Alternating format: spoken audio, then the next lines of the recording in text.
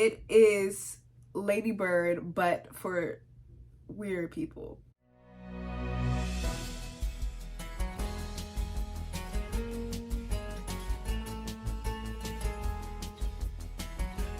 Hey guys, it's Sydney, and today we're back with another video. Today we will be talking about Poor Things.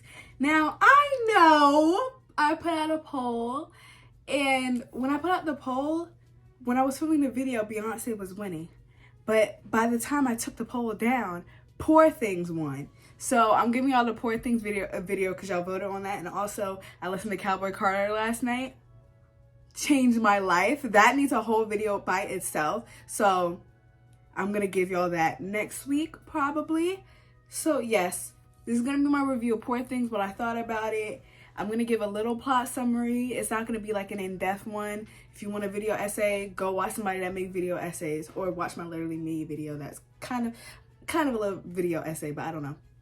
But basically, the film is in London. We're following Bella Baxter and, what's his name? Godwin Baxter. And basically, Bella Baxter was a woman. Bella Baxter is a woman who has the mind of a child. And basically what happened, Godwin told her that he raised her and stuff like that, and that all this stuff, she just doesn't remember the stuff and all this, and that he was left by a bunch of friends. A lie. Whole time, Godwin found a woman that jumped off the bridge to kill herself. Found her and she was pregnant. And he took her and put the baby's brain inside of Bella Baxter's body. Are you serious? There's this guy named Max McCandles. And he comes in from Godwin's lecture because Godwin is a surgeon and a professor. I forgot to add the fact that Max was brought in by Godwin to observe Bella, because at the end of the day, Bella is an experiment, and he is brought in to observe her growth and her development into a woman from this child. So he was brought in as an apprentice, sort of, to Godwin. He comes in and he sees Bella, and he's like, oh my gosh, she is so beautiful. What's wrong with her? Okay. And so basically, Bella discovers the act of masturbation, and it's a whole thing, and she becomes very interested in sex. And she's trying to do it with Max, and Max is like, no, he doesn't want to take advantage of her because she has the mind of a child. Right now, she's at like a teenage stage. And I applaud Max, but then he does something even weirder. Godwin is all like, do you want to marry her? And Max is all like, I suppose. And then he's like, if I give you her hand in marriage, you have to keep her here for the rest of her life. And Max is like, I don't want to do that. And Godwin's like, do you want to marry her? He's like, yes, do it. And it's this whole thing. They get engaged, and right before they get engaged, there's this guy played by Mark Ruffalo. And y'all know how I feel about Mark Ruffalo. I don't think he can act. Ooh. I would also like to add in the fact that Mark Ruffalo's character, Duncan Wedderburn, was the lawyer for the Baxters. And so he drafted up, that was Mason breaking into my room. So he drafted up the marriage agreement. And when he saw it, he was like, why would you want to keep this girl in prison? And he saw her, he was just like, let's get it on. And Mark Ruffalo is this playboy, womanizer, all this stuff. And Bella's like, let's get it in. You know, Bella's like, let's get it in. And so Duncan Wedderburn is like, let's run away together. And so they run away together. And this whole time they're out together. But Bella's just doing stuff that's just like, I'm living my life. And Duncan is all like, let's not live by societal standards. Let's do whatever we want. Let's be indecent and stuff like that. And when Bella's actually being indecent and Bella's not actually living by societal standards, she's crazy, she's insane, and she's driving him insane and stuff like that. And so this whole time, Duncan is trying to put up this facade that he's this playboy. He doesn't care what other people think. But he met his match with Bella.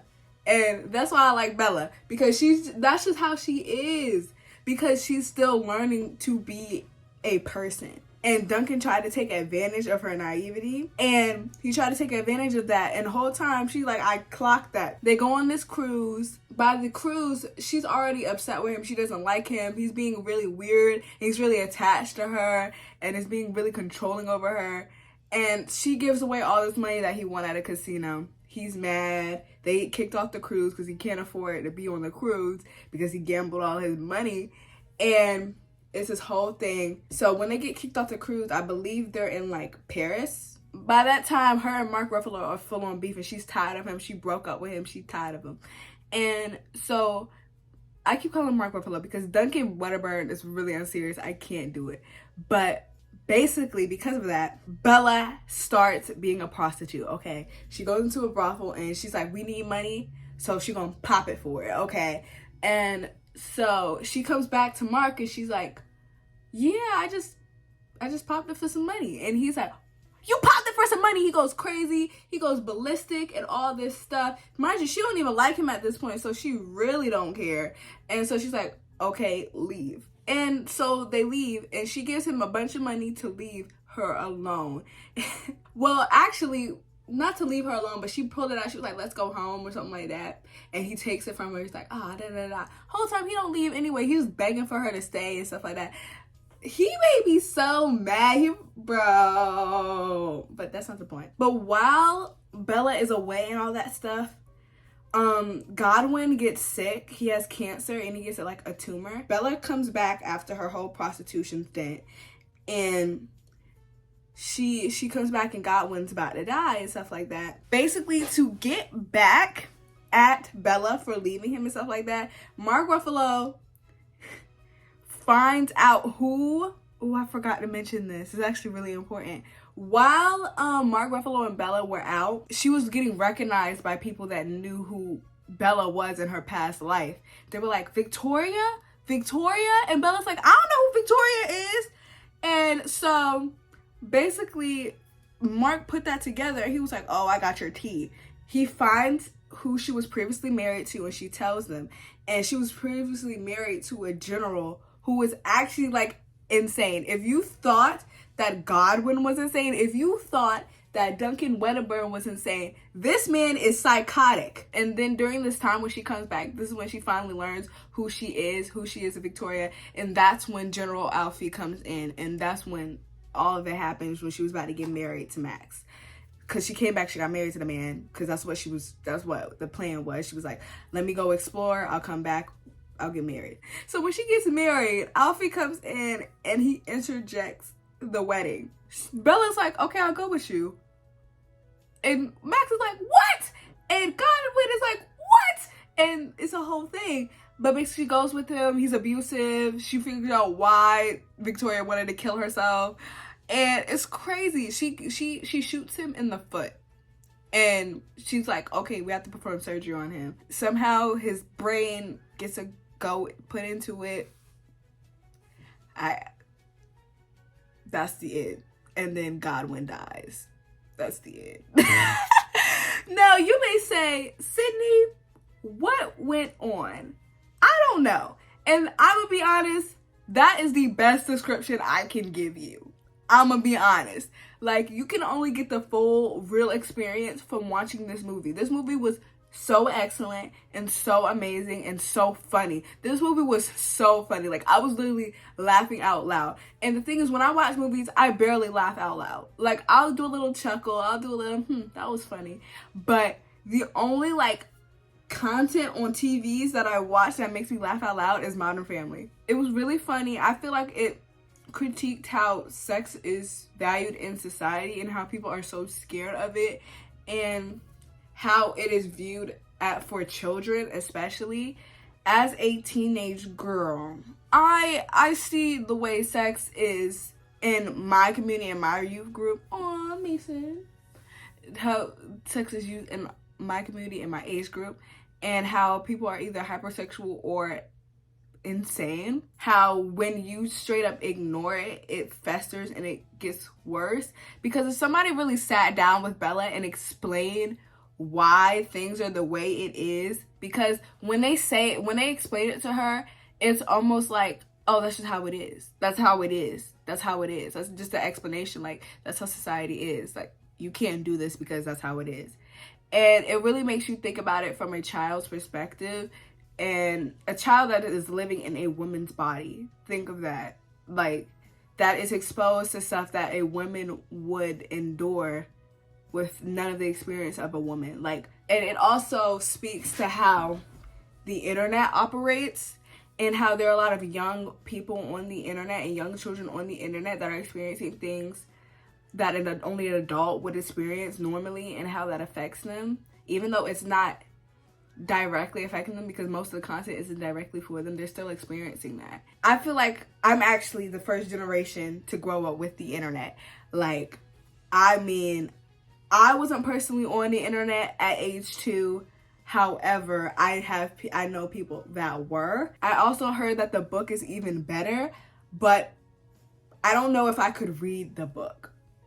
I don't know if I could read the book. If I could really like I would have to listen to it, because I have to listen to it and read it, because certain things just hit better sonically. Y'all know, if y'all watch my Oscars video, y'all know how I feel about Emma Stone's performance. I'm not gonna speak on it because you should just go watch the Oscars video.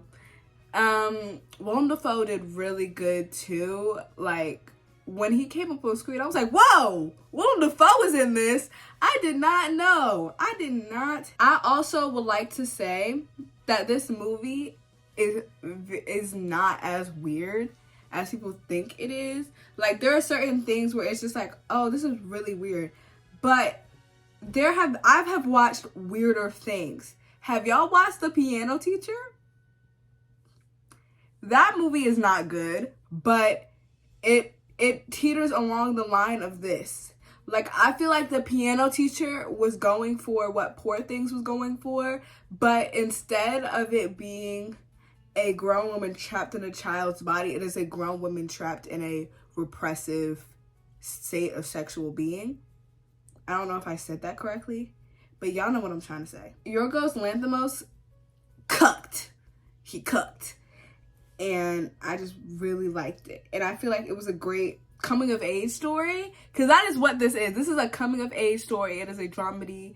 It is Lady Bird, but for weird people. And I say weird in the most endearing way possible.